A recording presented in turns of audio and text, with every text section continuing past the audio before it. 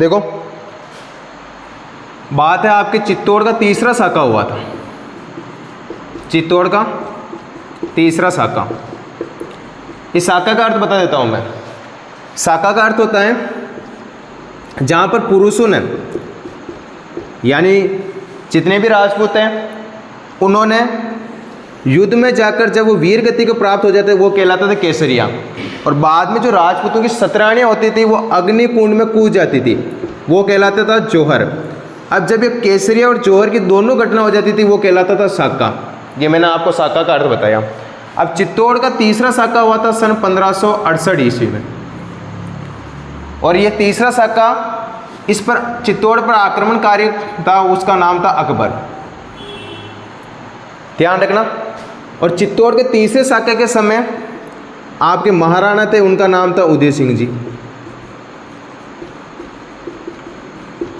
हुआ यह था जब अकबर ने चित्तौड़ पर आक्रमण किया तो एक थे चेमल राठौड़, एक थे फतेह सिसोदिया और एक थे कल्लाजी राठौड़। इन तीनों ने महाराणा उदय सिंह जी को कहा कि आप यहाँ से निकल जाओ। तो महाराणा उदय सिंह जी ने उनकी बात मानी और महाराणा उदय सिंह जी यहाँ से निकल जाते और चले जाते गोगुंदा की तरफ अपने कुटुंब सहित, यानी महाराणा प्रताप भी उनके साथ ही थे जब छोटे थे।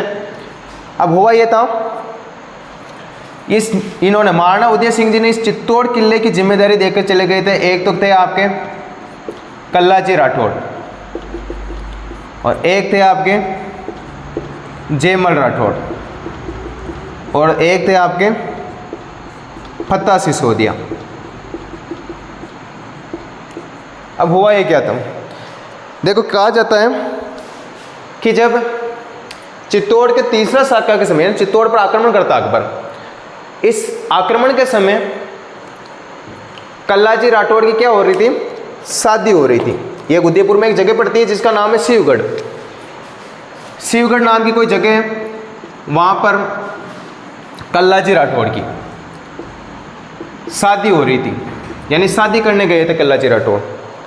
अब हुआ ये था कि जब शादी कर रहे थे और फेरे चल रहे थे और कल्लाजी राठौड़, इनकी रानी जो इनकी पत्नी थी उनका नाम था कृष्णा कंवर या कृष्णा देव मिलता कहीं कहीं पे, उस कृष्णा कंवर के साथ जब ये शादी कर रहे थे और फेरे ले रहे थे तो उसी टाइम पे इनको मैसेज आता है कि कल्लाजी,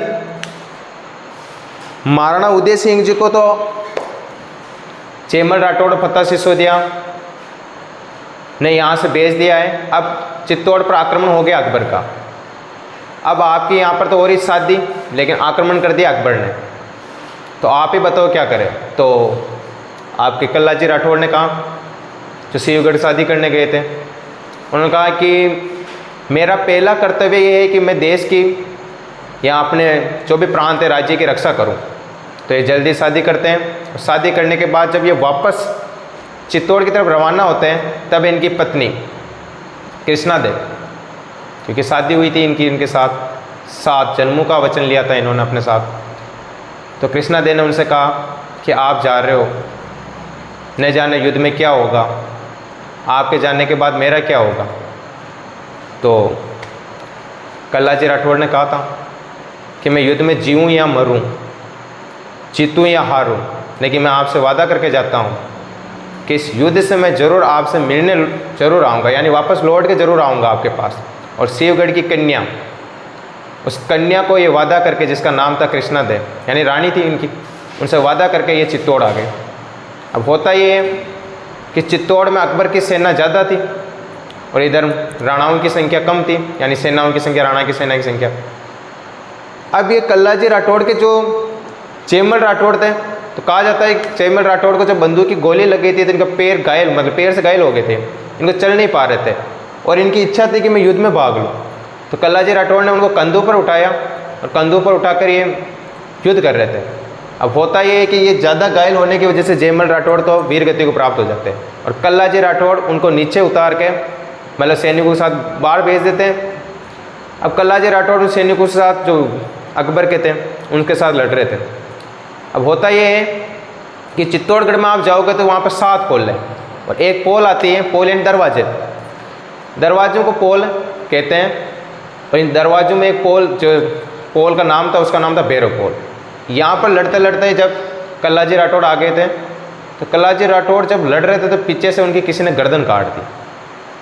जब उनकी गर्दन काटी गई तो कल्लाजी राठौड़ को उसी टाइम पर आभास हो गया था कि मेरे तो गर्दन तो उनका दड़ दड़ लड़ रहा था, और आभास हुआ उनको कि गर्दन कट चुकी है और मैं किसी से वादा करके आया हूँ कि मैं चाहे युद्ध में हारूं या जीतूं, जीऊँ या मरूं, मैं तुमसे अवश्य मिलना आऊँगा। तुमसे मतलब वो जो रानी सा थे, कृष्णा थे, उनसे।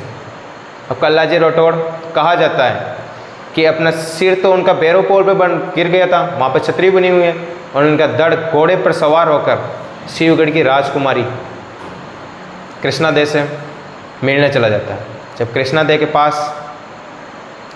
आपके कल्लाजी राठौड़ का शव जाता, मतलब धड़ जाता है, और धड़ जाकर उनकी गोद में गिर जाता है।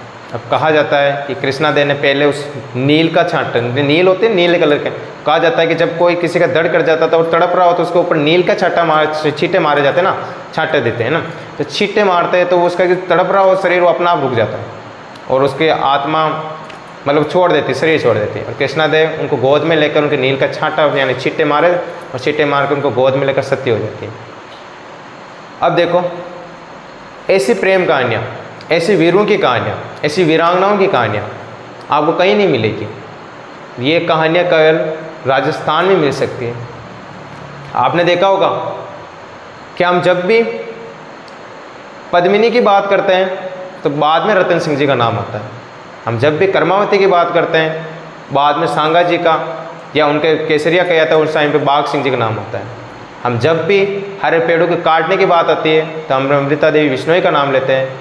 हम जब भी रतन सिंह चुंडावत की बात करते हैं तो हड्डी रानी का नाम पहले आता है। और हम जब भी ऐसा कहा जाता है कि एक अपनी रानी थी जिनका पति जब युद्ध के मैदान को छोड़कर आ जाता तो उस रानी ने दरवाजे बंद कर दिए थे, वो रानी थी जसवंत हार्डी।